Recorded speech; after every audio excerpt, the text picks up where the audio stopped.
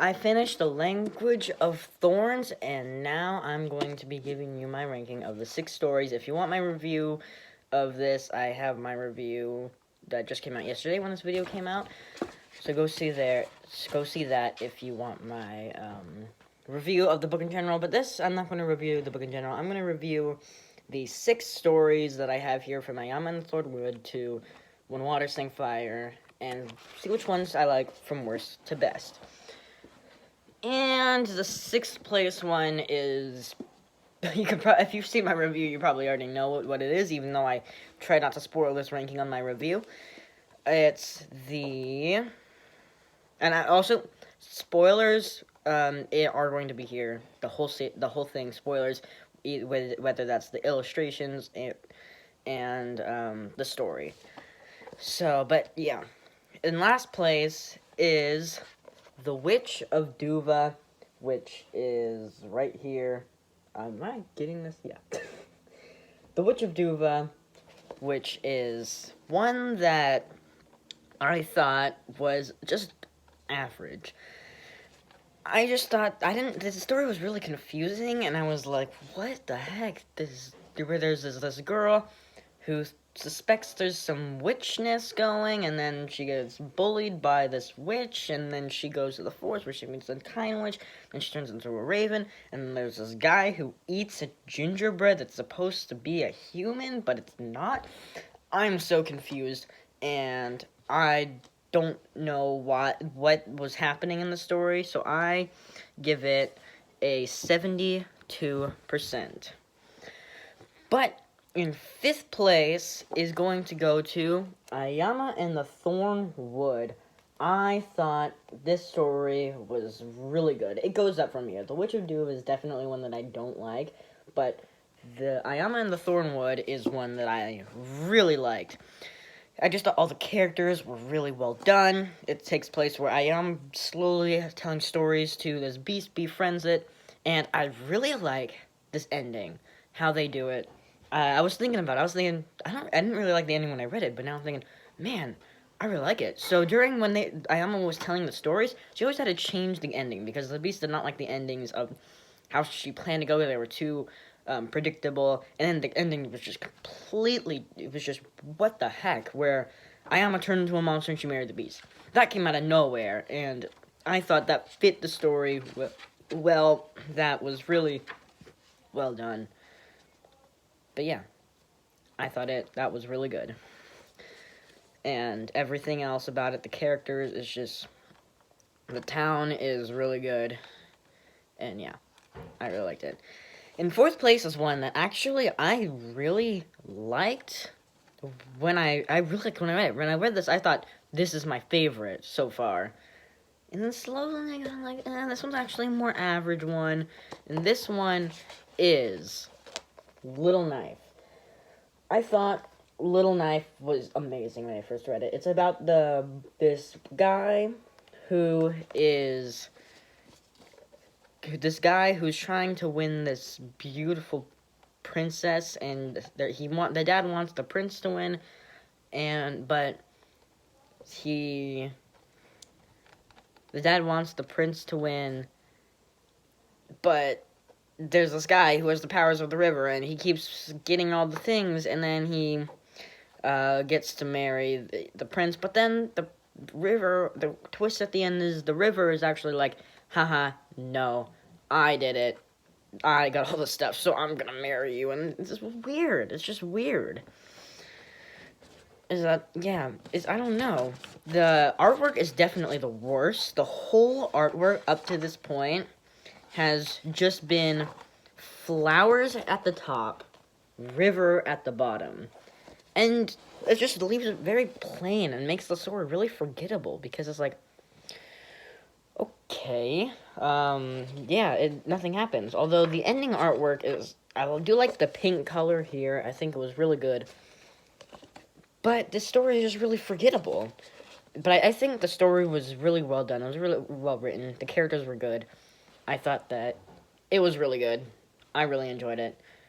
But it's not as good as number 3. The Too Clever Fox. Yeah, This one was really good when I read it. I thought that this one was so good when I read it. I was like, oh my gosh. It was really good. Then after I read the third one, I started thinking, actually, I think I like the first story better. But, yeah, I thought that this has definitely the best artwork. Just this ending page, everything is well done. During it, you have these cool images of animals on the right, and on the left you have this tree with the fox. So you have hunted animals versus the alive animals, and at the end you have the fox who was betrayed by his friend who was actually the hunter, and it's just really well done. I really like the character of the hunter, and that was just really nice. I do like the plot twist. I thought the plot twist was good. The fox was an okay character, but I do like him. But at the ending where she does, I wish that she actually killed the fox, because the ending where she gets her eyes pecked out, it's cool because it's cool to see people getting their eyes pecked out, but it's just not really fit. It doesn't really fit the story. This bird just comes out of nowhere. Like the story up until this point with the 3 stories, everything has a reason. And at this point, it just, like, changes. Oh, the bird just happens to see it. I feel like they could have done that a little better. But, number 2, dang, we're already on number 2. Okay. Number 2 is going to be a surprise to you, especially if you've read my thing, because I kind of hinted that this one was my favorite, but really, it's not my favorite. And this one has the most developed artwork. Like, the artwork changes a lot, and I really enjoy it. But number 2 is When Water Sang Fire.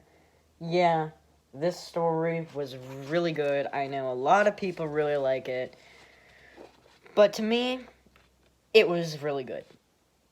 Yeah, I agree with everyone. I think this one was so good, especially the artwork, where they go from being mermaids to being red mermaids to becoming humans to slowly getting taken over by the darkness. I really like how this ending just slowly, it's like, oh yeah, these characters are getting destroyed by what's happening in the story, and then at the end it's just burning.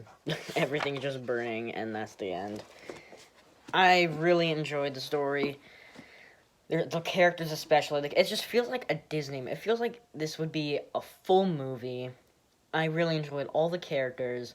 I thought the portrayal felt earned because it was long. This is the longest one with 80. A lot of problems what they had with the Too Clever Fox and Little Knife was that they were too short. We didn't get enough time spent with these characters. Here, we got a lot of time spent with the characters.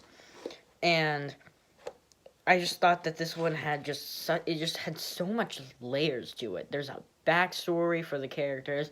You have reasons for the characters for the actions, and you know the characters, so you know what they're going to choose next, but it still is a surprise to you when they choose it, because you're like, they're not actually going to do that, but they do. And I just thought that this just had such a good story. But my number 1 is going to be one that I don't see a lot of people talking about, but I think this one was really good. The Soldier Prince. I don't know what to say. This one just, when I read it, I was like, that's good. Like, this is really good. The first, even, like, couple pages, like, I think the first, like, 10 pages, how long is this one? The Soldier Prince is 44 pages, and the first 10 pages I just thought were really interesting. I really like the style of this. It has much better style than the other ones. I liked how this had, like, quotable dialogue, I guess, where, like, you just, like, know the dialogue, and after this you're like, yes, that is the dialogue, and because it sticks with you. The first half is kind of like this, takes place with these characters. I think his name's Frederick, the Nutcracker guy, and Clara. They it's like a thing where the friendship between them three, and then after that, it gets into like the whole stuff about the creation of the Nutcracker and how he became, if he wants something that bad, he can get it and it's just done so well. And I think the ending, especially the ending, which is just like, ooh, that ending, it's just like, it gets you excited. Like that, it's like, oh man, that looks cool. It looks really good, and it's like, what could happen next? And everything before that with the battle between the creator, is just, oh my gosh, everything about this is just really cool. I really enjoyed the story when I read it, and even when I finished it, this is the story that I think had the best characters. Not the best characters, I think the sixth book had better characters, but the best overall theme, the best plot. Because the thing that the sixth one really lacks is a theme. It's mermaids, and it's basically the Little Mermaid where they go to land. But it just doesn't have that theme that you immediately go like, yeah, that's cool. Like some of the other ones, like the Witch of Duva, the Too Clever Fox. Those had themes that you're like, yeah, that's cool. And this one had a theme to where you're like, yeah, this is cool. And so I really enjoyed it. I thought that Soldier Prince was the best. I didn't even say my ranking. I said the ranking for the first one. So the Witch of Duva 72, Ayama and the Thorn Wood 81, Little Knife 83, the Two Clever Fox 85, When Water Sang Fire 88, and the Soldier Prince is a 90. Yeah, and overall, the rating is 83.2, and that's my rating for the book. Thank you for watching. Tell me your ratings, and bye.